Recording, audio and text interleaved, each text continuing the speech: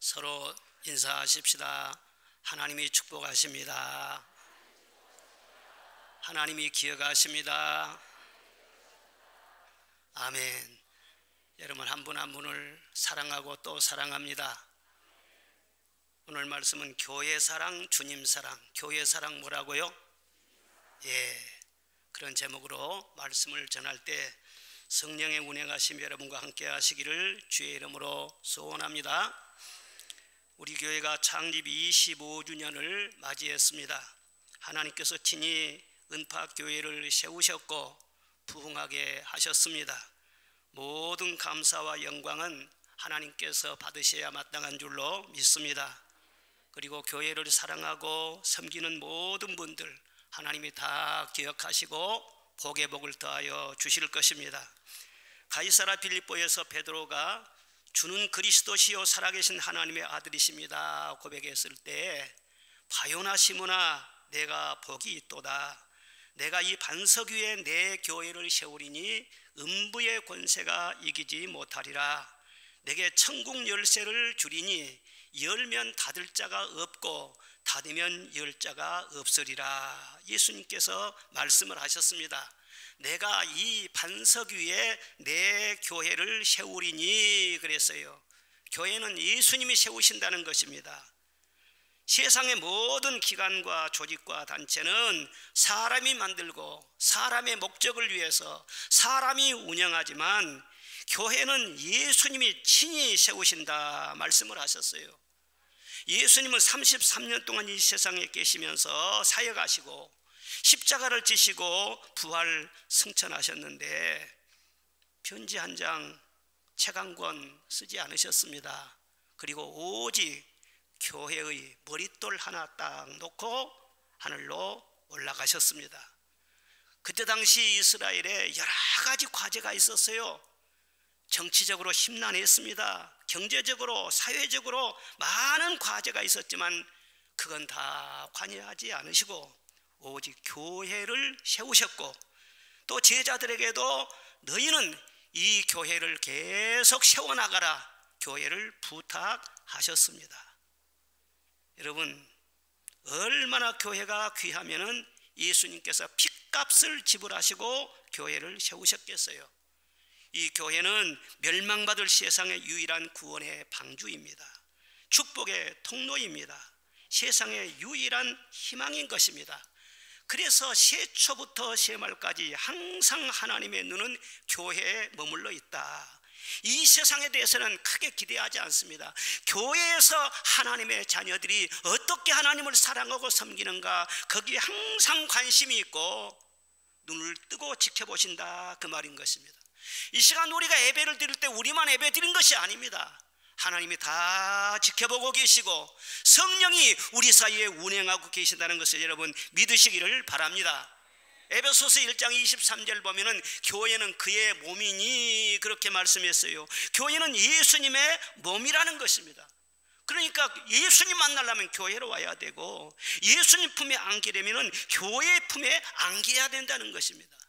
여러분 여기서 예배를 드리면서도 마음은 딴 데가 있는 사람이 있다면 교회 품에 안기지를 못한 거예요. 칼빈은 교회를 어머니라 그렇게 말을 했습니다. 어린 자녀가 어머니 품 안에서 크고 자라듯이 하나님께서는 교회를 통해서 하나님의 자녀를 품어주시고 안아주시고 보호하시고 잘 양육해 주신다 하는 것입니다. 교회의 품이 아니면 우리의 영혼이 어디에서 보호를 받고 어디에서 우리 영혼이 힘을 얻고 자랄 수가 있겠습니까? 이스라엘 백성이 광야에 머물 때 어려운 일이 발생하면 어떻게 해결했습니까? 모세가 진 한가운데 있는 성막에 들어가서 하나님께 답을 구했습니다.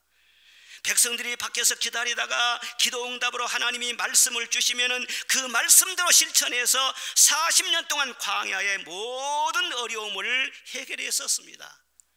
그러니까 광야에서 일어난 모든 기적은 성막에서 받은 말씀에서 나온 것입니다.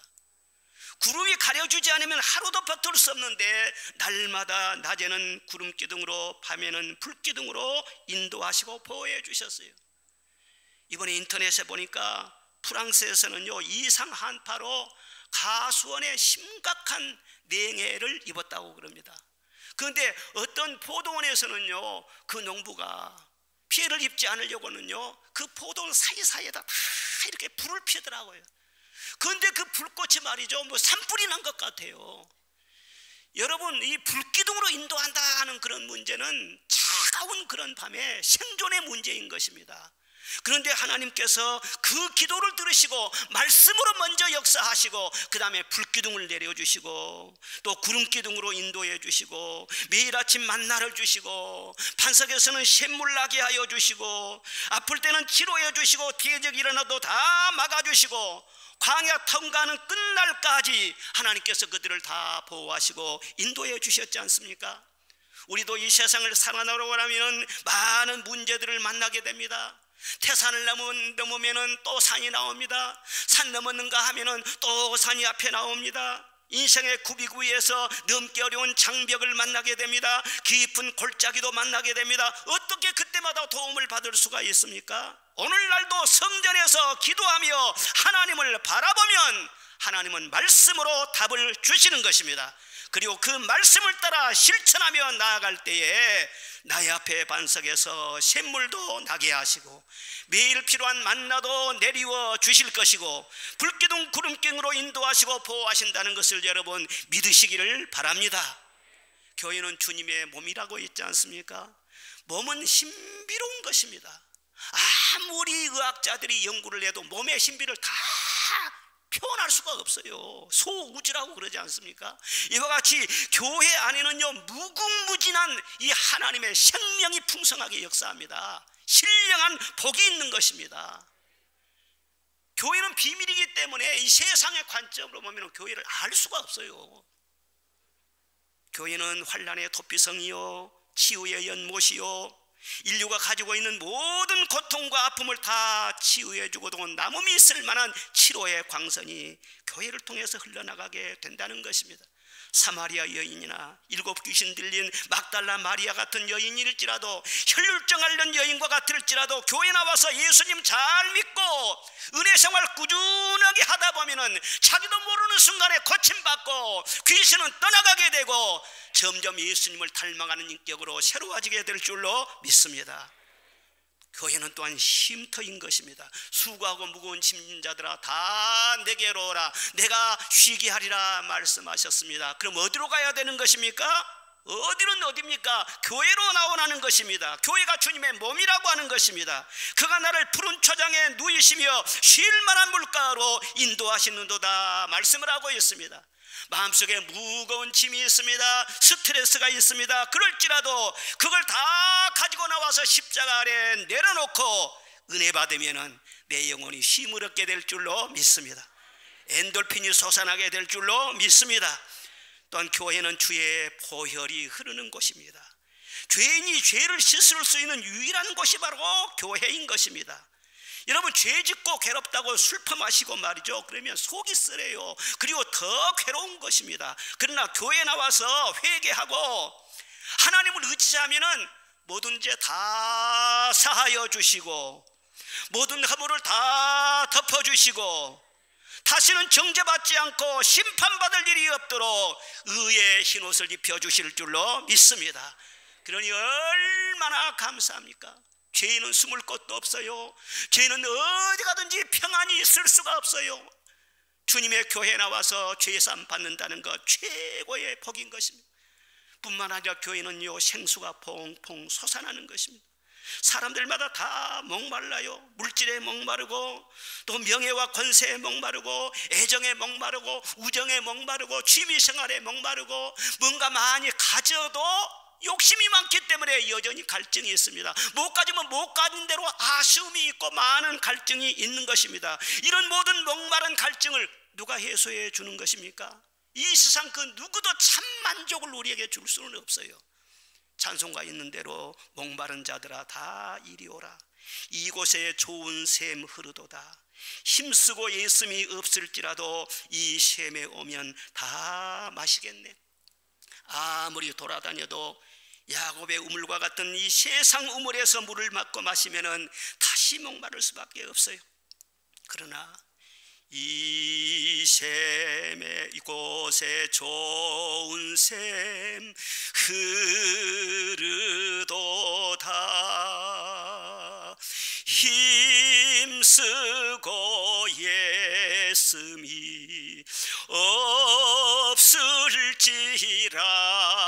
없을지라도 이 샘에 오면 다 마시겠네. 할렐루야. 교회 와서 은혜 받으면 다시는 영혼의 목마름이 없게 되는 것입니다. 그리고 교회 나오면은요, 과거가 청산이 되고 현재 문제가 해결될 뿐만 아니라 우리 미래까지 다 자연스럽게 준비하게 되는 것입니다. 추위가 오면은 나무에 잎이 떨어지고 또 다 움츠러들고 그러지 않습니까? 지금은 말세라고 했는데 앞으로 언제 어떻게 한파와 같은 대환란이 덮칠지 아무도 우리는 알 수가 없는 것입니다. 그러나 교회 생활만 잘하고 성령으로 충만하면은 성령이 이마에 인을 쳐주시는 것입니다. 그래서 환란이 와도 피해가게 하여 주시고 천사를 보내사 우리를 붙드시고 보호하여 주실 줄로 믿습니다. 그리고 교회는 하늘나라의 그림자라고 했습니다. 천국의 축소판이라는 것입니다. 나중에 하늘나라에 가보면 여기에서 배우고 하던 것을 다 오리지널로 하게 된다는 거예요. 천국에 가면 뭐하고 삽니까? 날마다 찬송하며 살죠. 기뻐하고 살죠. 감사하며 새 노래를 부르며 황금길을 걸으며 거기는 전혀 갑질도 없습니다. 스트레스 받을 길도 없습니다. 비천한 자도 없습니다. 누구든지 다 예수 이름으로 왕 노릇한다 말씀하고 있지 않습니까? 그러므로 교회에 오면 하나님께서 우리의 길을 살려 주시는 것입니다. 기쁨으로 충만하게 하여 주시는 것입니다. 천국의 예행 연습을 하는 것처럼 천국의 기쁨과 평화를 미리서 맛보게 하시고 천국처럼 살게 하시다가 우리를 저 영원한 천국으로 인도하여 가신다는 것입니다. 이처럼 교회를 통해서 하나님은 영광을 받으세요. 교회를 통해서 그 땅을 또한 축복을 하세요. 그리고 만가지 은혜와 복을 하나님의 자녀들에게 골고루 공급하여 주시는 것입니다. 지금도 봐보세요. 교회가 없는 나라, 북한같이 교회의 딱 문을 걸어 잠근 나라, 봐보십시오. 영적으로 완전히 암흑세계인 것입니다. 우리나라도 130여 년 전만 해도 무지와 가난과 우상이로 완전히 덮치고 있었던 정말 불쌍하기 그지없는 그런 나라 아닙니까? 그런데 선교사들에 의해서 교회가 세워짐으로 영의 눈이 뜨게 된 거예요. 잘 사는 길을 찾게 된 거예요. 인생의 무엇인지를 교회를 통해서 비로소 알게 된 거예요. 내가 누구인지 비로소 교회를 통해서 알게 된 거예요. 그리고 국가가 무엇인지 우리가 어떻게 살아야 하는지 알게 되고 정치와 경제와 사회와 교육과 모든 체제와 모든 정신을 교회로부터 영향을 받아서 이렇게 나라를 잘 세우고 정말 세계 모든 나라들이 깜짝 놀랄 정도로 이렇게 복받고 살고 있지 않습니까? 교회가 축복의 통로 역할을 하는 줄로 믿습니다. 앞으로도 그렇습니다. 교회는 사막을 옥토로 바꾸고 버림받은 땅, 쓸모없는 땅도 낙원으로 만드는 힘과 능력을 가지고 있어요. 교회 안에 놀라운 비밀이 있다는 것을 알아야 돼요. 그래서 유명한 아인슈타인 박사가 임종을 앞두고 그런 고백을 했다는 것입니다. 나는 젊었을 때 교회를 업신여겼다. 그러나 내 조국이 어둠에 처했을 때 희망은 교회밖에 없었다. 그리고 내 인생의 석양에 내 노후에 나의 위로와 소망은 오직 교회뿐이었다. 나에게는 지금 이 시간에 교회밖에 없다. 그리고 얼마 있지 않아서 세상을 떠났다고 하는 것입니다. 얼마나 우리 하나님이 보실 때 교회가 소중했으면 죄인의 피도 아닌 하나님의 피, 하나님의 생명, 하나님의 모든 것을 다 투자해서 교회를 세우시고 성령을 부으셔서 아예 교회 안에 함께 사시면서 이 교회를 사랑하시고 이끌고 그러시겠어요. 교회의 소중함을 알아야 돼요. 교회를 다니면서 교회가 뭔지를 모르는 사람들이 많다는 거예요. 교회는 세 가지를 먹고 자랍니다. 피가 있어야 되고 눈물이 있어야 되고 땀이 있어야 돼요. 이 세 가지가 없으면 교회는 생길 수도 없고 자랄 수가 없어요. 주님의 피와 주의 종의 눈물과 성도들의 땀이 없이는 교회가 세워질 수도 없고 부흥이 될 수도 없는 것입니다. 교회를 위해서 피 흘리기까지 사랑하시는 주님의 마음을 알기까지는 교회를 함부로 말하지 말아요. 바울 사도처럼 교회를 위하여 눈물로 기도하는 목자의 마음을 알지 못한다면 교회를 함부로 말하지 말아요. 농부가 땀 흘리며 밭을 일구는 것처럼 교회 위에 땀 흘려 봉사하는 그런 성도들의 마음을 알지 못한다면 교회를 함부로 말해서는 안 되는 거예요. 교회는 주님의 몸이라고 했잖아요. 교회 사랑하는 것이 주님 사랑하는 것이고, 교회를 섬기는 것이 주님을 섬기는 것이고, 교회의 발을 씻어주는 것이 주님의 발을 씻겨드리는 것이고, 교회를 가까이 하고 교회를 사모하는 것이 주님을 가까이 하는 것이라는 것을 알아야 되는 것입니다. 오늘 본문 말씀 보면은 바울 사도가 에베소 교회의 중직자들을 불러놓고 고별 설교를 하는 내용을 볼 수가 있습니다. 에베소 교회는 12명밖에 안 되는 조그마한 그런 교회로 시작했는데, 바울 사도가 3년 동안 그 교회에서 목회하면서 에베소 교반 모든 사람들이 다 말씀을 듣고 회개할 정도로 큰 부흥이 일어났습니다. 그런데 이제는 성령의 인도하심이 있어서 그 교회의 모든 사역을 정리하고 예루살렘으로 떠나가야 됩니다.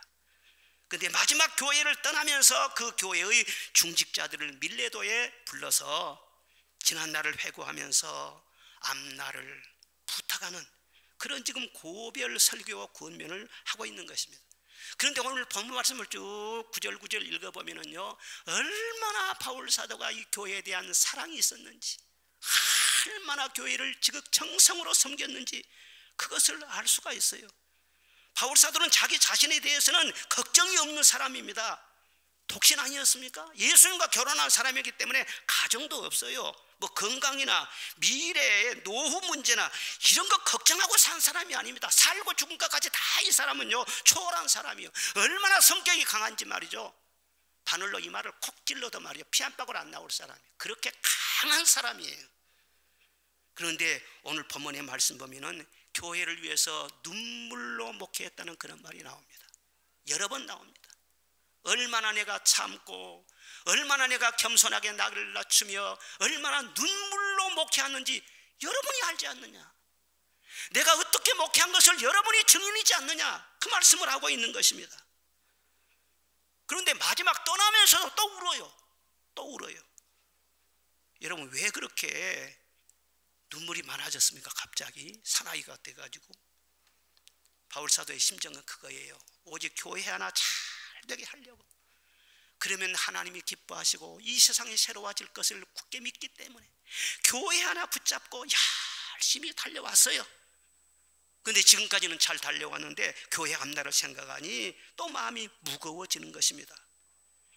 왜냐 그러면 교회가 세워지고 부흥되려면 오랜 기간 많은 수고와 인내와 헌신이 필요하지만은 교회가 무너지는 것은 순식간에 무너질 수가 있는 것입니다. 교회가 시험 들면 순식간에 흔들리게 되고 양떼는 흩어지게 되고 하나님의 영광은 가리워지게 되는 것입니다.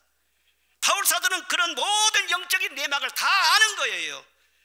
그래서 교회 앞날을 생각하면서 눈물로 호소하듯이 권면하고 있는 것입니다. 우리 교회는 여수 땅에 이만한 교회가 필요해서 하나님이 다 계획을 세우시고 섭리하시는 가운데 부정한 저를 주의 종으로 불러 세우시고 충성된 성도들을 많이 불러 세우시고 성령의 능력과 말씀을 부어주시고 그래서 오늘날 부흥을 이루게 하신 것입니다. 지금까지 잘해왔습니다. 하나님이 영광을 받으셨습니다. 그러나 앞으로 25년 아니 50년 100년 주님 오실 때까지 하나님은 우리 교회를 통해서 영광을 받으셔야 할 줄로 믿습니다. 그런 교회가 되도록 잘 가꾸고 교회를 잘 지켜나가야 될 줄로 믿습니다. 지금이 바로 중요한 때인 것입니다. 바로 에베소 교회와 같이 현재 우리 교회가 그와 같은 처지에 놓여 있을 수도 있는 것입니다. 이때 바울 사도를 통해서 우리 교회에 주시는 말씀이에요. 첫째 뭐냐 그러면요, 삼가라고 했어요. 첫째 뭐라고요? 28절에 보면 자기를 위하여 양떼를 위하여 삼가하라 그랬어요. 몸과 마음을 조심하라. 교회 중직자들에게 그렇게 말씀을 전한 것입니다. 여러분, 교회 중직자들이 자신을 위해서, 교회를 위해서 삼가하지 않으면 어떻게 될까요? 마귀는요, 틈만 있으면 교회를 공격하는데 누구를 잡고 공격하게 해서요? 교회 중직자들을 잡고 먼저 공격하는 거예요. 목자를 겨냥해서 공격하는 거예요. 그럼 목자가 넘어지면 양태가 흩어지게 되고 중직이 시험 들게 되면 교회가 많은 고통을 겪게 되기 때문에 삼가해라 미리서 말씀을 주시는 것입니다.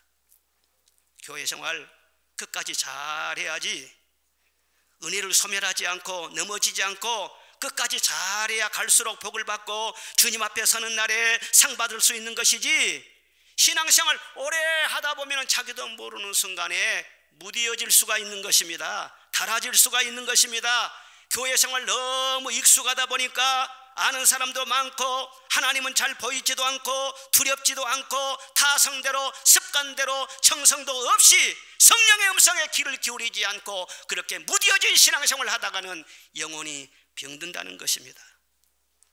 여러분, 교회는 그렇다요. 부흥되는 것도 참 어렵지만요, 교회 지키는 것이 더 어려운 것 같아요. 돈도 그래요. 버는 것보다도 돈 관리하는 것이 더 어려운 거예요. 자식들도요, 낳은 것보다요 그 자식을 잘 키우는 것이 정말 힘든 거예요.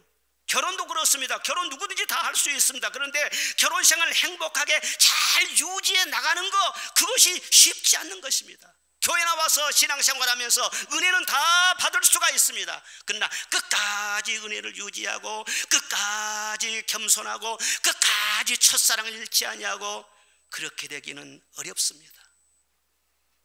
그러므로 삼가해라 말씀을 하시는 거예요. 자, 오늘 30절에 한번 29절 30절에 한번 봅시다. 29절 30절 다 같이 한번 읽어봅시다. 시작. 내가 또한 후에 사나운 이리가 여러분에게 들어와서 그 양떼를 아끼지 아니하며 또한 여러분 중에서도 제자들을 끌어 자기를 따르게 하려고 어그러진 말을 하는 사람들이 일어날 줄을 내가 아노라. 아멘. 내가 떠난 후에 사나운 이리가 들어와서 양떼를 아끼지 아니할 것이다, 그런 말씀이 있어요. 사나운 이리가 교회에 침투한대요. 바울 사도가 볼 때는 양떼를 돌보는 데 있어서 가장 경계해야 할 것은요, 이 흉악한 이리 때라고 하는 것입니다. 바울이 있을 동안에는 이 흉악한 이리, 이단 세력, 이것이 침투하지를 못했어요. 그런데 바울 사도가 떠나니까는요, 이리 때가 호시탐탐 노리고 있다가 들어온다는 것입니다. 베드로전서 5장 보면은 너희 대적 마귀가 우는 사자같이 두루 다니며 삼킬 자를 찾는다 그랬지 않습니까? 우는 사자, 이게 바로 흉악한 이리, 이단 세력인 것입니다. 이런 이단은요, 양의 가죽을 써요. 절대로 자기의 본색을 드러내지 않습니다. 마귀는 처음부터 자기의 본질을 나타내지 않습니다. 아주 천사의 모습으로 그럴듯하게 가장해서 다가오기 때문에 영을 분별하지 못한 사람들은 많이 속는 것입니다. 그런데 이단이 어디서 나오느냐? 저 밖에서 나오는 것이 아니라 교회 안에서 나오는 거예요. 잘 믿다가도 사람이 날넘고 너무 교만하게 되면은 이단으로 빠지게 되고, 신앙생활을 착실하게 잘하는 것 같아도 그 영혼이 깨끗하지 못한 사람은 누가 거짓말로 속살거리면 거짓에 속게 되는 것입니다. 여러분, 진리의 사랑을 받아야 돼요. 진리가 내 안에 딱 자리 잡고 있으면요, 아무리 가까운 사람이 나에게 가문이슬 말을 해도 속지 않습니다. 영이, DNA가 맞지를 않아요. 이단이 말하는 것을 듣고 넘어간 그런 사람이 영혼이 정결하지를 못하는 거예요. 지금까지 얼마나 많은 이단들이 교회를 공격했습니까? 앞으로도 어떤 이단이 나올지 알지 못해요. 성경 말씀 보면 앞으로도 많이 나온다고 예언이 되어 있지 않습니까? 이단은 파멸케 하는 거예요. 우리 영혼을 파멸케 하고 인격과 교회와 가정 전체를 파멸케 하는 사나운 이리와 같다는 것입니다. 그런데 이단으로 빠진 사람 보면 대개 한쪽으로 너무 빠지는 사람들이에요. 아무리 좋아도 한쪽으로 너무 치우치면은요, 그것은 위태로운 신앙생활이에요. 좌로나 우로나 치우치지 말라고 했지 않습니까?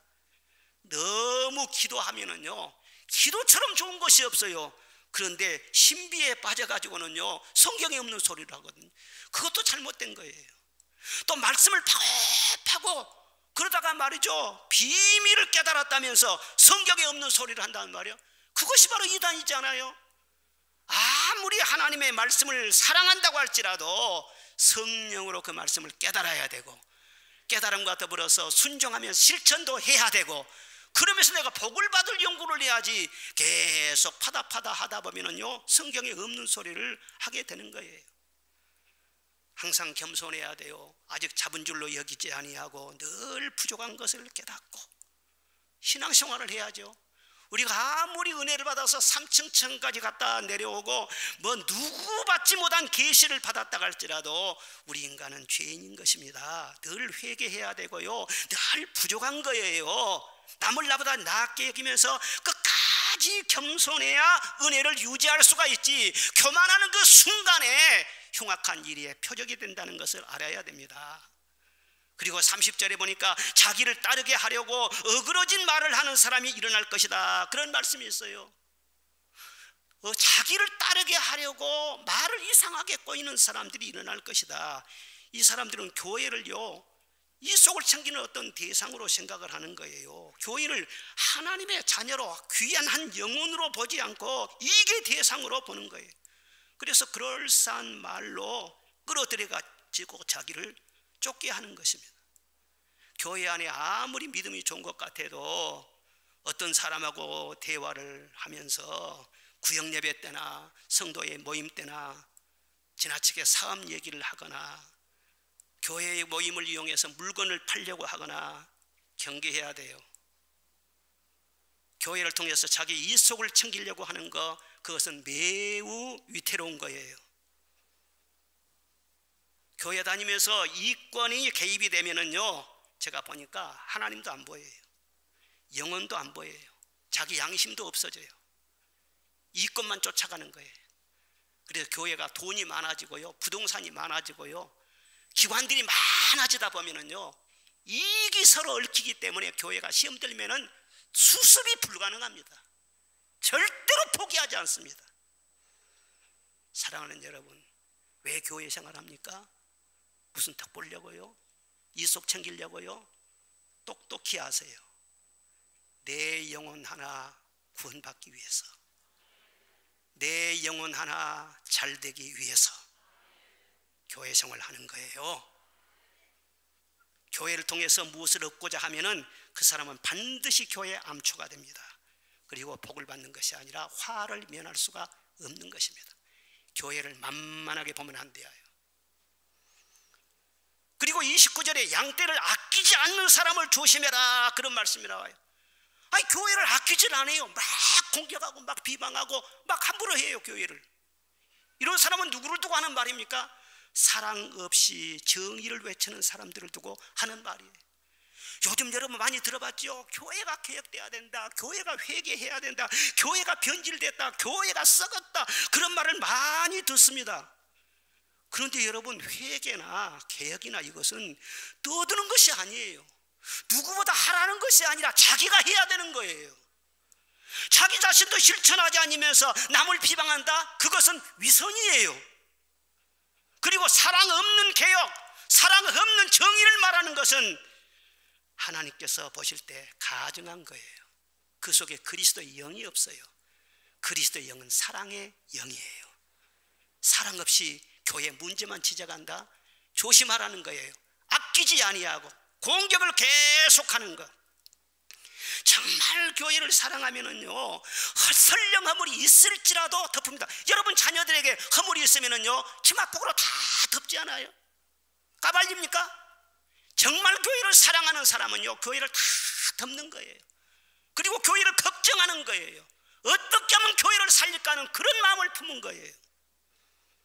솔로몬 왕의 유명한 재판이 있지 않습니까?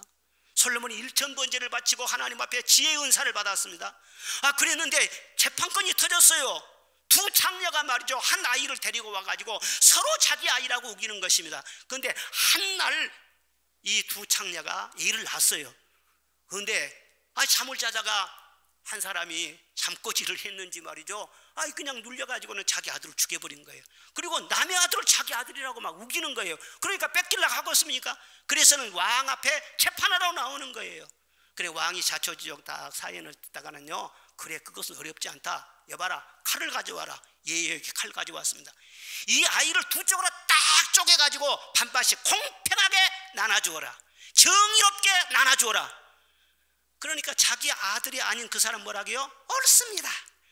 딱 쪼개가지고 나눠주십시오. 그런데 친모는 뭐라고요? 아이고, 안 됩니다. 내가 포기하겠습니다. 차라리 저 사람한테 주더라도 절대로 죽여서는 안 됩니다. 누가 생모라고 하는 것이 딱 밝혀지잖아요. 누가 그리스도의 영을 받은 사람이고 누가 교회를 사랑하는 사람입니까? 공평하게 정의롭게 딱 칼을 대고요, 그게 아니에요. 주님께서는 칼을 대려고 했으면요, 이 교회가 이렇게 온전하지도 않아요. 교회는 성화의 과정에 있기 때문에 온전한 교회는 이 세상에 하나도 없습니다. 그럼에도 불구하고 주님은 허물을 늘 덮어주시면서 끊임없이 사랑과 은혜를 주시면서 기다리시고 참아주시고, 그래서 교회를 점점 변화시켜 나가면서 이끌고 가지 않습니까? 교회나 사회에 항상 문제가 되는 사람은 마음이 따뜻하지 않은 사람인 거예요. 머리도 차갑고 마음도 차가운 사람, 무슨 일을 하든지 그 사람은 사고를 치는 거예요. 여러분, 머리는요, 진리의 말씀으로 냉철한 것이 좋아요. 그러나 여러분의 마음은 성령으로 따뜻하시기를 바랍니다. 사랑을 품으시기를 바랍니다. 그래야 그게 성령의 사람이죠. 하나님의 사람인 것이죠. 요즘에 보면은 예수는 좋지만은 교회는 싫다는 사람이 있어요. 나는 예수를 믿는다. 그런데 나는 교회 안 나간다. 그래서 안 나가를 반대로 해서 가난, 그렇게 말하는 사람들이 있어요. 나는 주님을 정말 사랑하고 신앙이 있다고 구디구디 그렇게 큰 소리를 칩니다. 그러나 가나안 교인 성경에 없을 뿐만 아니라 그런 사람들은 큰 착각을 하고 있는 거예요. 아는 것으로 모든 것을 다 때우려고 하는 날이 넘은 사람인 거예요. 제가 볼 때는요, 그 사람은 자기가 선택해서 교회를 안 나는 것 같지만은 이미 그는요, 주님 앞에 버림을 받은 사람인 거예요. 어쩌다가 마음이 약하고 시험 들어서 교회를 출석 못할 수는 있어요. 그러나 그것을 정당화시킨다는 것은 그건 버림받는 거예요. 그런데 물들지 않도록 조심하라는 거예요. 교회는 주님의 몸이에요. 몸이 없는 영혼이 어디가 있어요? 교회를 사랑하지 않는 것은 주님을 사랑하지 않는 거예요. 교회를 부정하는 것은 주님을 부정한 거예요. 이론으로 예수 한다 할지라도 그 사람은 자기가 만든 예수를 말하는 것이지 성경적인 예수를 말하는 것이 아니란 말이에요. 그리고 교회가 우선순위가 바뀌면은 우선순위가 바뀌는 가치관, 그것을 또한 조심해야 되는 것입니다. 교회는 주님의 몸이라고 했는데 몸보다 더 중요한 가치가 어디가 있겠어요? 몸된 교회가 항상 우선이지 않겠어요? 그런데 아무리 다른 가치가 중요하다고 할지라도 교회를 힘들게 하고 교회를 피해를 입히면서 뭘 한다고 하는 것은 그것은 하나님의 뜻이 아니라는 거예요. 여러분, 아무리 선교가 중요하고 사랑 실천이 중요하고 구제가 중요하고 그런다고 할지라도 먼저 교회를 든든히 해 나가면서 교회를 중심으로 해서 선교도 하고 사랑 실천도 하고 그렇게 해야 될 줄로 믿습니다. 교회가 아주 든든하지도 않은데 너무 일에 쫓기거나 그것도 말이죠, 우선순위가 잘못됐다는 거예요. 저는 지금까지 목회하면서 교회를 힘들게 하거나 교회에 어려움을 주면서까지 무슨 일을 하려고 하지를 않았습니다. 여러분이 잘 아시지 않습니까? 아무리 성전 건축이 중요해도 교회에 어려움을 주면서 건축하려고 그렇게 하지는 않았어요. 선교도 마찬가지예요. 그러나 교회에 든든히 세우려고 몸부림을 치고 노력했더니 교회를 통해서 다 하지 않습니까? 보시다시피 훌륭한 성전도 아무 무리 없이 지었지 않습니까? 선교 활동도 많이 하고 있지 않습니까? 우리 교회가 시골의 조용한 교회 같아도요, 큰일도 하나님이 하게 하셨어요. 교회 성도들이 성결의 볼을 계속 25년 동안 구했더니 하나님께서 교단을 동성애로부터 성결하게 하고 신학교를 성결하게 하고 말 한마디 한다고 해서 불이 붙습니까? 교회가 성결의 불이 있고 성령의 불이 역사하니까 그 말 한마디 때문에 그 성결의 불이 이 교단을 정화시키는 것이고 신학교를 정화시키는 것이고 법을 바꾸게 되는 것이고 교회를 든든하게 해나가면 교회를 통해서 모든 일을 하게 하시는 거예요. 사랑하는 여러분, 먼저 교회입니다. 아생 교회사, 아사 교회생 그래요. 내가 살려고 하면 교회가 죽습니다. 그러나 내가 죽으려고 하면 교회가 사는 것입니다. 사랑하는 우리 성도 여러분, 특별히 중직자 여러분, 여러분이 아무리 손해가 나고 아무리 바보가 된다고 할지라도 교회에 힘들게 하는 일은 하지 마시기를 바랍니다. 그래야 여러분에게 복이 있습니다. 이 교회 위하여 눈물과 기도로 내 생명 다하기까지 늘 봉사합니다. 아멘. 이것이 저의 고백이에요. 여러분의 고백이 되어야 할 줄로 믿습니다. 둘째로는 말씀으로 든든하라 말씀하시고, 무엇으로 든든하라요? 32절을 다 같이 한번 읽겠습니다. 32절 시작. 지금 내가 여러분을 주와 및 그 은혜의 말씀에 부탁하노니 그 말씀이 여러분을 능히 든든히 세우사 거룩하게 하심을 입은 모든 자 가운데 기업이 있게 하시니라. 아멘. 은혜의 말씀에 교회를 부탁한다 그랬고 그 은혜의 말씀이 교회를 든든히 세울 것이라 말씀을 하셨어요. 바울은 말씀을 전하기 위해 모든 것을 쏟았습니다. 유익한 것은 무엇이든지 공중에서나 각 집에서나 거리낌이 없이 사람 눈치 보지 않고 전했다고 했어요. 말씀이 충만해야 영혼이 강건한 것입니다. 그렇죠. 우리 육신도요, 사람 사는 동안은 잘 먹어야 돼요. 밥숟가락 놔버리면 그때부터는 죽는 거예요. 잘 먹어야 면역력도 강해지고 에너지도 넘치게 되고 공부도 잘하게 되고 그렇게 되는 것이지, 먹지 않으면은요 그때부터는 아무 힘이 없는 것입니다. 교회가 마찬가지예요. 교회는 말씀으로 시작이 되고 말씀으로 자라나게 되고 말씀으로 시험도 이기게 되고 말씀으로 사명을 감당하게 되고, 말씀 떠나면은요 교회는 아무 힘이 없어요. 말씀이 기업이라고 했어요. 말씀 속에 모든 복이 다 들어있어. 열매가 다 들어있어. 말씀 속에 아름다움이 있고 영원히 받을 상이 있고 모든 것이 다 있다는 거예요. 이 말씀을 여러분들이 늘 사모하시기를 바랍니다. 신령한 저주를 사모하는 것처럼 말씀 하나 늘 얻기 위해서 여러분의 마음이 항상 주님께 향하여 있기를 주의 이름으로 축원합니다. 그리고 말씀의 본질이 교회에서 절대 흐려져서는 안 된다는 것입니다. 잘못된 사상과 신학을 철저하게 배격해야 됩니다. 세속주의와 인간의 이념과 상식이 교회 안에 침투하도록 방치해서는 안 되는 것입니다. 하나님의 말씀이 교회를 주장하시고 다스리시도록 늘 그렇게 말씀을 붙잡아야 될 줄로 믿습니다. 그러기 위해서는 말씀을 전하는 주의 종의 수고와 희생이 있어야 되고 말씀을 듣는 성도들의 수고와 헌신도 있어야 되는 것입니다. 저는 한 주간 내내 주일날 말씀을 전하기 위해서 기도하고 묵상합니다. 그렇게 해서 말씀을 전하면은 성도들은요, 설교가 기네 짧네 그런 불평을 한 번도 내가 들어본 적이 없어요. 우리 교회 설교가 조금 짧은 편이거든요. 그런데 설교 짧다고 불평한 사람 한 사람도 본 적이 없어요. 늘 은혜를 받는 모습 보면 얼마나 행복한지. 그렇게 말씀 듣는 것도 사실은요 헌신이에요. 수고예요. 그러다 보면 육신적으로는 고단해도 영혼이 쏘록쏘록 자라지 않습니까? 그것이 복인 줄로 믿습니다.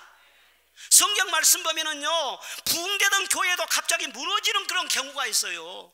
왜 교회가 부흥되다 갑자기 무너집니까? 성경은 몇 가지 원인이 있다는 거예요. 첫째는 미지근하면 무너진다는 거예요.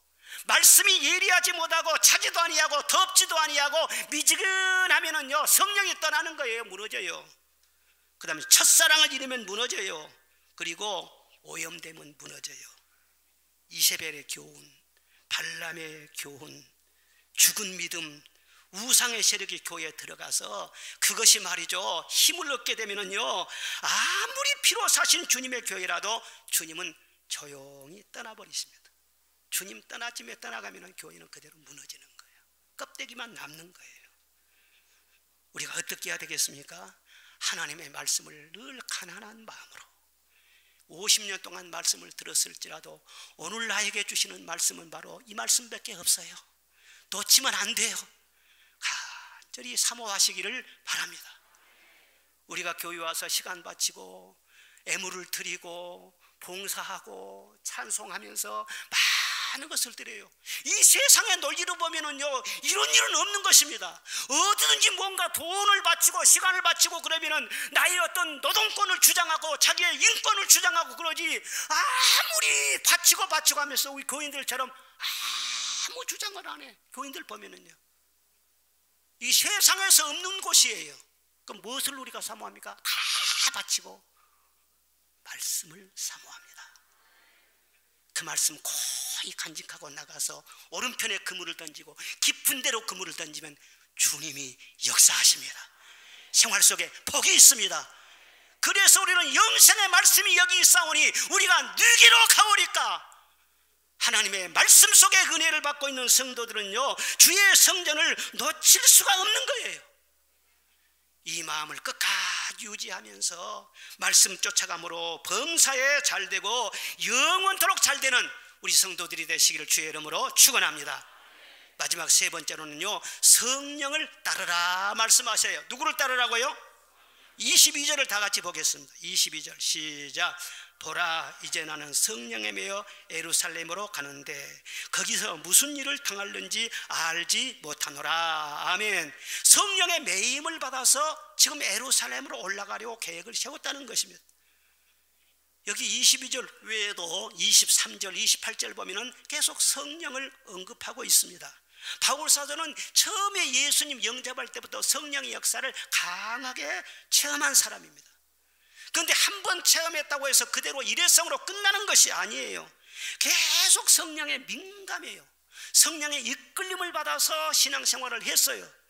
성령으로 기도했어요. 성령으로 말씀을 깨달았어요. 성령으로 늘 기뻐하고 성령으로 담대하고 성령의 인도하심을 받으면서 선교지를 정했고 성령으로 말미암아 열매를 맺었어요. 성령으로 치유했고 성령으로 기적을 행했고 성령으로 옥문을 열었어요. 그는 오직 성령의 인도하심이 전부였어요. 자기는 아무리 무능하고 한계가 있다고 할지라도 성령이 역사하시면 불가능을 가능하게 될 줄로 믿습니다. 성령을 믿었어요. 그리고 아무리 험난한 길이라도 성령께서 가라 하시면 힘든 길도 갔어요. 그리고 자기가 뜻을 정하고도 성령이 막으시면 방향을 선회했어요. 특히 교회를 섬기는 중직자들이 이런 바울의 자세를 잘 본받아야 되는 것입니다. 교회의 중직자들은 성령보다 앞서면 안 돼요. 성령보다 또 똑똑해서도 안 돼요. 성령을 제한하지 말고 늘 순종하는 자세로 성령님과 함께 동역에 나가면 성령께서 일하시는 것을 여러분 보게 될 줄로 믿습니다. 오늘날 하나님의 자녀요, 믿는다는 사람일지라도 왜 삶 속에서 형통하지 못한가? 아니 가정부라도 말이죠, 조금 있고 부부싸움 좀 다독하고 하다가 말이야 끝나야지. 몇 달 동안 몇 년 동안 무슨 놈의 부부싸움이야. 부부싸움을 성령으로 하면은요 다 끝내버려야지.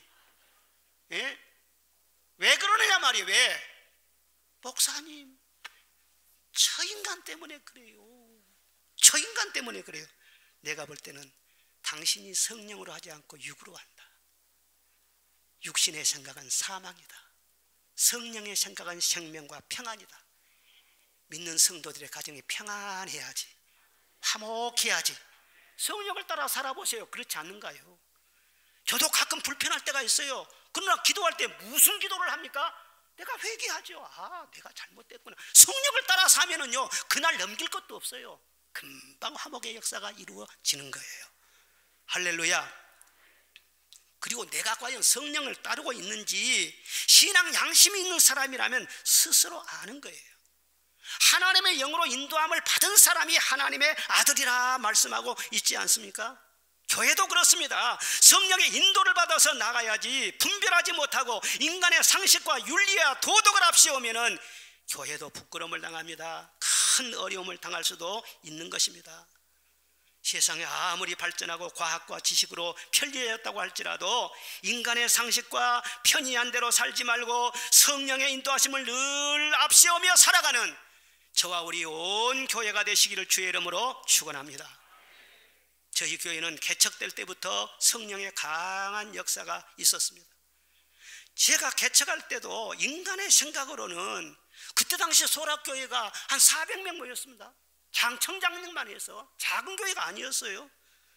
그런데 왜 힘들게 교회 건축을 해놓고 또 힘든 개척을 하러 가는 것입니까? 주변에서 그렇게 말하는 사람들도 많이 있었어요. 그런데 기도하는 사람은, 성령의 사람은 이것이 성령의 인도인지 인간의 생각인지 그것을 아는 거예요. 기도하면 할수록 성령께서 늘 감동하시는데 성령의 감동을 내가 거역할 수가 없는 거예요. 저는 우리 교회를 개척할 때 성공하기 위해서 개척한 것이 절대로 아닙니다. 성령님께 순종하기 위해서 여기에 온 것입니다. 그리고 지금까지 목회하면서도 저는 성령을 쫓아서 행하려고 항상 거기에다가 초점을 맞췄어요. 우리 교회를 보면은요, 특별한 것이 없는 교회예요. 특별한 것이 있는 것도 같고 없는 것도 같고 설명이 잘 안 되는 그런 교회라고 말을 합니다. 그 대신 성령이 지금 우리 교회를 어떤 방향으로 가라 하시는가, 항상 그것은 내가 영의 눈을 뜨고 잘 주시하면서 쫓아가는 그것 한 가지만큼은 분명한 거예요. 우리 교회의 앞날에 대해서도 저는 성령을 거스린다는 것은 상상할 수도 없습니다. 왜? 내 영혼의 파산을 가져오기 때문에 성령의 인도하심에 순종할 뿐인 것입니다. 사랑하는 여러분, 우리 교회가 성령을 따르기 위해서 열심으로 기도하시기를 바랍니다. 우리의 생각과 감정과 형편과 처지가 다 다를지라도 여러분 기도하십시오. 기도하십시오. 기도하십시오. 그러면 다 성령으로 충만해지고 성령의 뜻은 언제나 하나인 줄로 믿습니다. 마귀는 떠나가게 될 줄로 믿습니다. 성령으로 충만하고 늘 깨어있을 때 우리 교회가 은파교회 아닙니까? 은혜가 파도치는 교회 아닙니까? 이 성령의 물결을 따라 계속 밀려나가다 보면 우리 모두 천국 문 앞에까지, 천국의 유리바닥까지 안전하게 밀려서 가게 될 줄로 믿습니다. 오늘 창립 25주년을 우리가 하나님 앞에 감사해야 되겠습니다. 그리고 앞으로 50년, 100년 성령의 인도하심을 받아서 길이길이 하나님께 영광을 돌리고 이 교회를 통해서 여러분의 가정을 든든히 세워가고 나라를 복되게 하고 세계 선교를 감당하는 우리 교회가 될 수 있기를 주의 이름으로 축복합니다.